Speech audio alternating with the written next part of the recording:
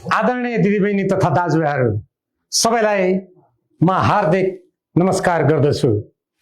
Nepali communist party जो राष्ट्रिय स्वाधीनता, स्वतन्त्रता, अखण्डता, जनताको समृद्धि, हाम्रो संस्कृतिको संरक्षणप्रति कटिबद्ध छ, जसले अहिलेको विषम राष्ट्रिय परिस्थितिबाट देश जनतालाई मुक्त गरेर हाम्रो अगाडिको यात्रालाई सुखद भविष्यतिर डोर्याउने संकल्प गरेको छ।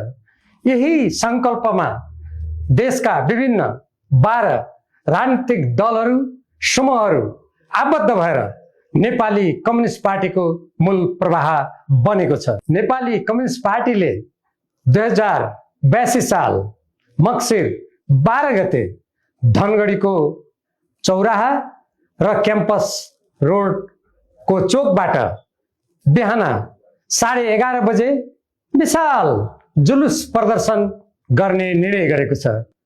त्यो जुलुस धनगढीको रङ्गशाला कबड हलको चौरमा आमसभामा दिउँसो 12:30 बजे परिणत हुनेछ।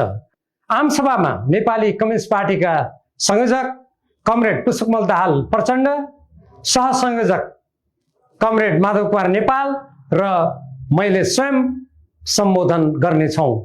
यसको साथसाथै नेपाली कम्युनिस्ट पार्टीका अन्य नेताहरूको पनि त्यहाँ उपस्थिति र सम्बोधन हुनेछ। आज फेरि हामी इतिहासको एउटा चरणमा यस्तै देशभक्तिपूर्ण सामाजिक न्याय सहितको रूपान्तरणको आवाज बुलन्द गर्नै पर्ने अवस्थामा छौँ।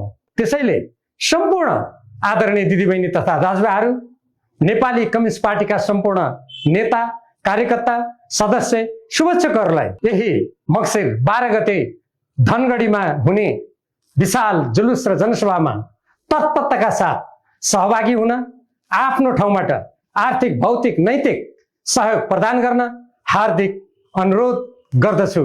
नमस्कार।